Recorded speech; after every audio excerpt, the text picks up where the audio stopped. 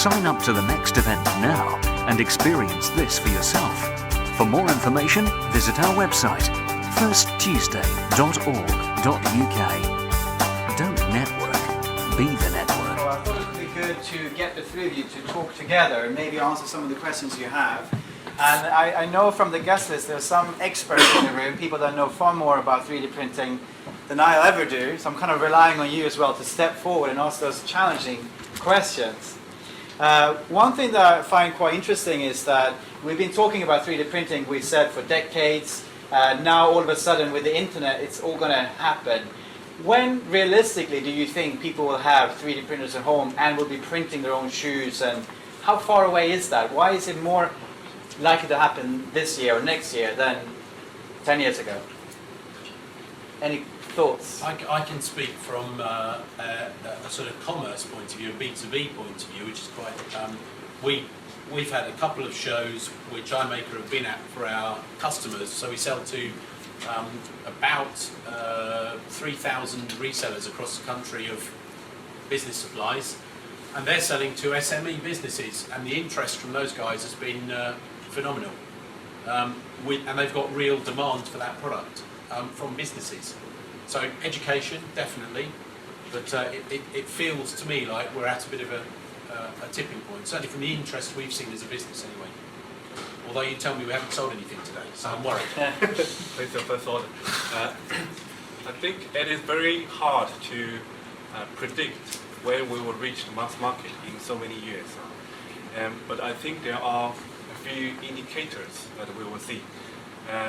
First of all, I think the process, or before the 3D printer goes into the mass market, it will go through industries and education for sure.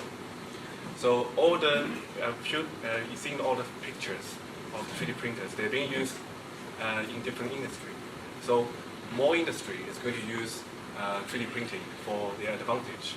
So it actually depends on them to adapt to 3D printing.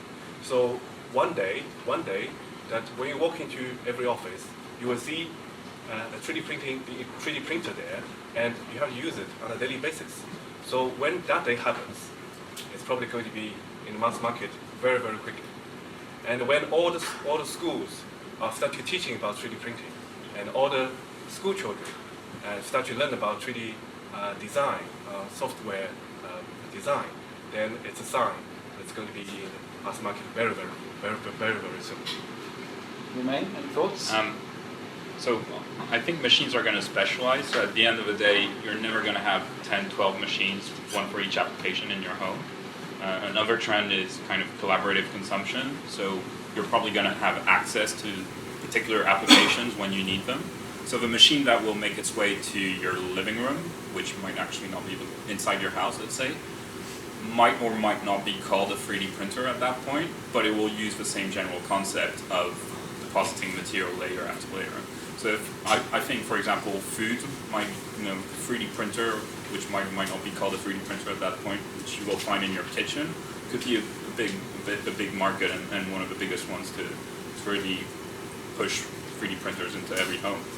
Can you give us a year, each of you, give me a year. What year will the average British person or a British household have a 3D printer, whatever he's going to call it?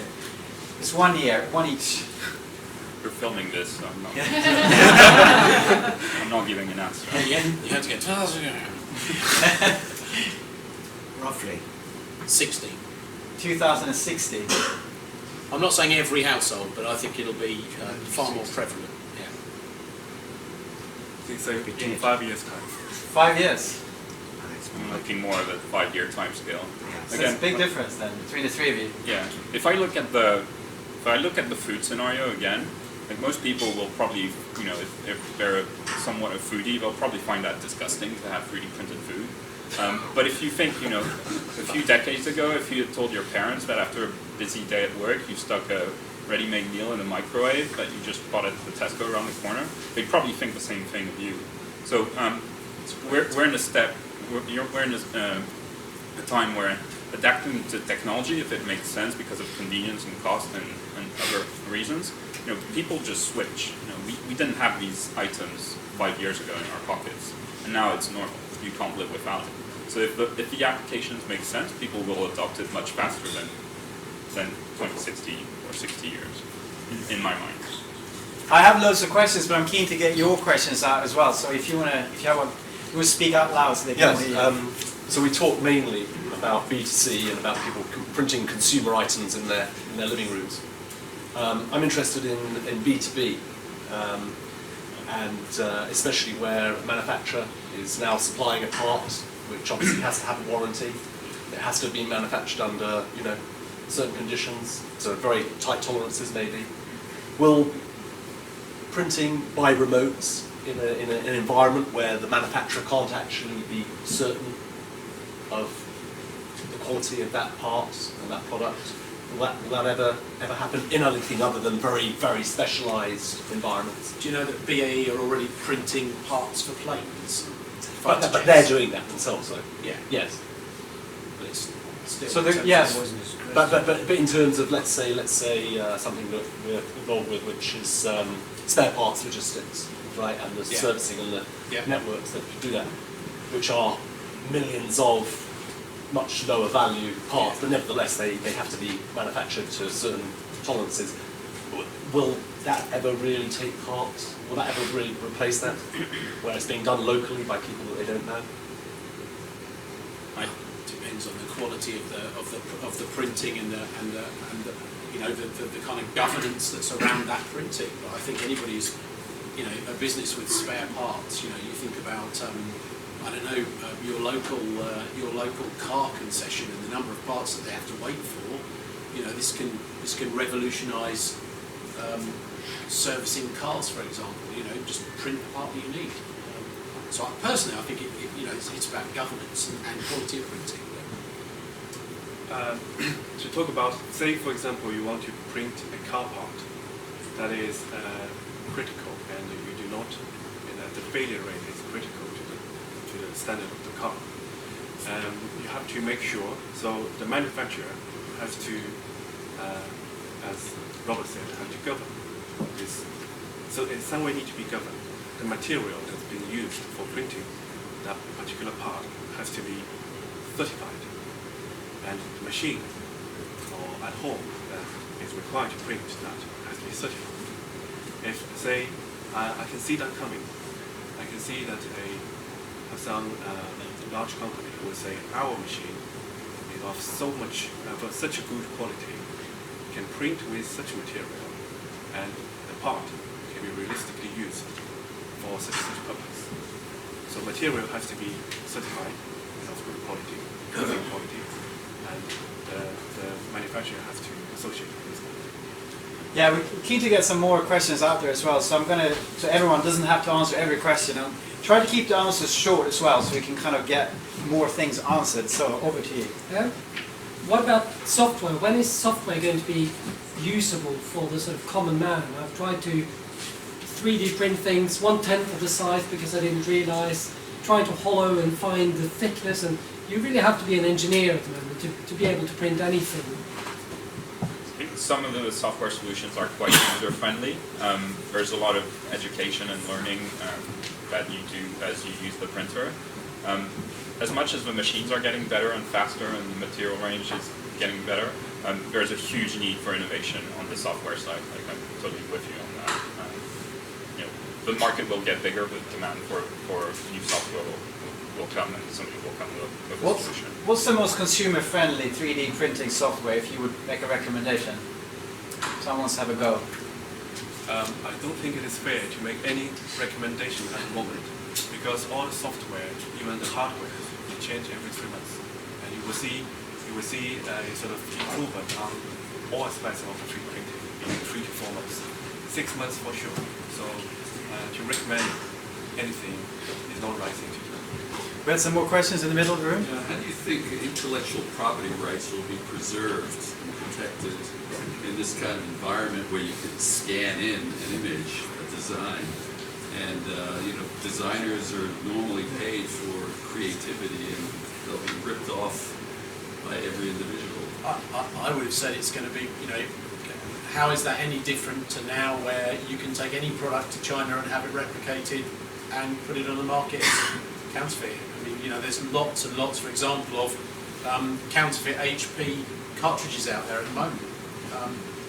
They just, the mother of all legal battles, are just the manufacturers will continue to chase using the law, and you know, I don't think there's anything different about Well, it's just it scales the problem up Yeah, yeah, yeah. massively. Yeah, absolutely. I mean, it's a much bigger problem. Yeah. Is that like downloaded music? It's the Similar same sort of kind thing? of problem. How Yeah. that actually changed the way publishers market their music and monetize their music. They're just beginning to get comfortable with it. Yeah, like It's taken a long Spotify time. and people like that adapted. And then, many that's years? what's going to happen, right? Okay, so it'll take 20 years. They've learned from the music industry, so they mind. Maybe think they'll of- wise up. Maybe they'll get some clever people on the club. club. In the film business either. If you think of a content platform like YouTube, nobody expects people at YouTube to watch every single minute of video that is uploaded, but you do expect YouTube to take down any copyrighted material at the owner's request, right? So I think it's going to be something very similar. You know, if there's more and more content out there, the volume is just too big to check it all. It will be a similar kind of process where you take down copyrighted content. But that, if it's in the home, you can't go around everybody's home checking whether they're copying your design, can you? Well, most of those designs will be shared and created through the web and platforms. So so the That's where you central control it. marketplaces will be the hubs for copyright regulation. We got a question from the back. Oh, yeah. I might have missed out, but what was the carbon footprint of the really printers?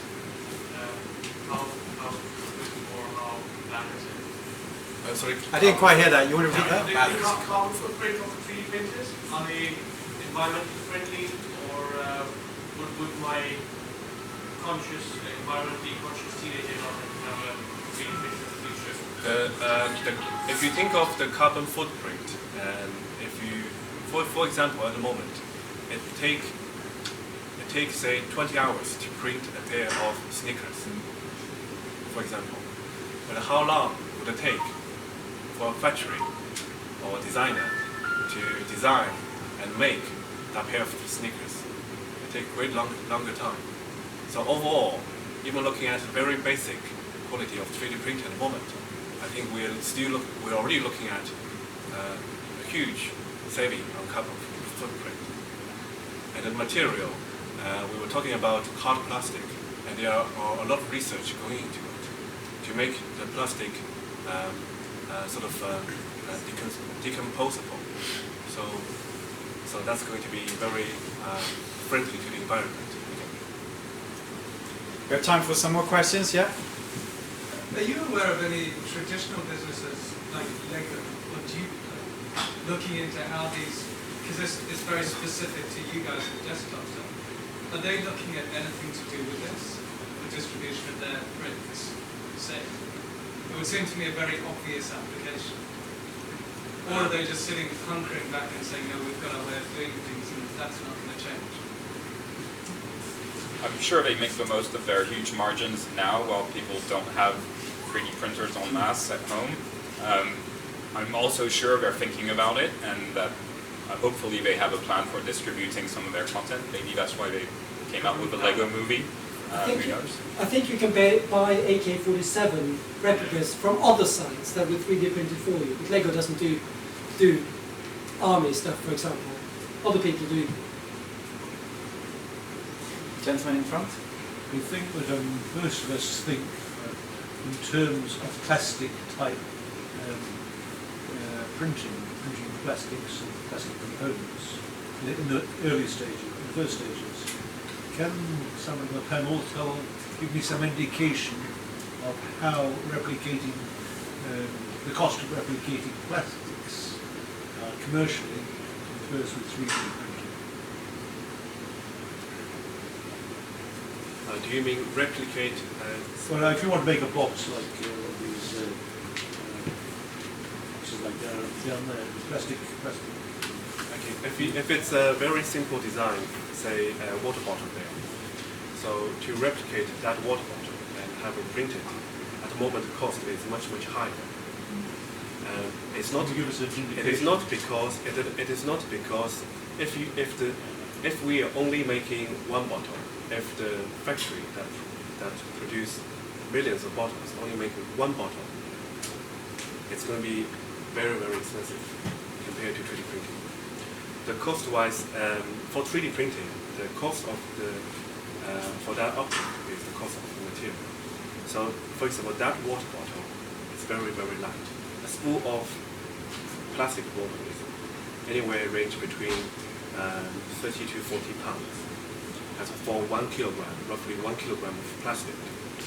And that water bottle probably weighs about, I don't know, less than 10 grams. So the cost of material is very minimal. The cost is the labor cost you need to design it. But again, if you want to have a factory to make that water bottle for you, you have to make a mold for you. But to make a mold would probably cost at least $5,000. And then the comparative cost of the material. The cost of the material. Comparative. Comparative. Do you mean cost of material from factory, cost of material printing? The cost of the material to the individual printing themselves, and a water bottle, and the cost of a factory making it. They offer material to the factory because this is very crucial. You can buy a dozen bottles of water for £1, and some of the small ones, right? So it will probably never be comparative, never be worthwhile to print your own bottles. It will be over time. To answer that question, it will come down. Will it be economic enough to print your own bottle? And you're looking at a cost, which is basically $1 or pound cost, or the cost as do you want the bottle straight away? Okay, yeah, we have to round that up. So maybe last question then. We've heard a lot today about different sectors of the economy, with the construction industry or office supplies or medicine. In your opinion, in the sort of short to medium term, which sector of the economy has the most to fear by not adopting 3D printing? Put them on the spot there, good. I like it. You probably can see for yourself, we're looking at a material that has been available for 3D printing. So all the objects that do not require complex construction will be the first to be affected. Generally speaking. There are a lot of companies looking to 3D printing, see how they can take advantage, how they can evolve the business in such a direction. It's very hard to say who will win in this market. It doesn't. Whoever is doing something that seems to be, as you probably looking at a particular company that's maybe at the front line of being affected, but it does not mean anything for the moment. Okay, I have actually one last final question, because First Choose represents three different perspectives: the investors, the technology company themselves, and the service providers. And I think the three of you as well represent three different perspectives in the ecosystem that is 3D printing. So to a concern or a question regarding the investor's point of view, Roman, you mentioned you've secured funding. I think iMaker invests in 3D companies. Is there a big appetite and interest from investors to invest in 3D printing? What's the word on the street? Is it easy for you? Are you being washed with money from eager investors? Are they kind of cautious? They want to see what's happening? It's still a bit complicated to explain what it is. A lot of people are still seeing it for the first time. There's a lot of infrastructure kind of blocks people are investing in today, but I think there'll be a lot more value created in people who are using 3D printing to create companies. Okay, the same way Facebook is not necessarily an internet infrastructure company, it's really an application on using the internet, right? So would you invest in somebody who does, I don't know, servers, or would you invest in somebody who does a social network? It's kind of the same thing. So if you're an investor, look how, you know, your product companies you might be investing in, you know, just ask them a question. What does 3D printing mean for you? You know, how are you going to evolve in this new ecosystem? I'd be more interested, you know, I'd be listening to investors who kind of ask these questions more than anything else. There are a couple of listed American companies that are trading at, looking at the researching today, that one was trading at 55 times as a multiple and the other was at 93. So there's clearly some interest from an investor point of view. The publicly traded stocks, there's very 3D systems, I think. 10 to 15 billion basically publicly traded in the 3D printing manufacturer market. So just because it's a huge buzzword and there's so little to invest in, that inflates the stock prices, and that's what we're seeing today in the PE ratios that are so high. Yeah. Very good. Okay, thank you. So we have some beer and some wine and some soft drinks for you as well. So I think with that we're going to thank you three panelists or keynotes for coming along. Sign up to the next event now and experience this for yourself. For more information, visit our website, firsttuesday.org.uk. Don't network, be the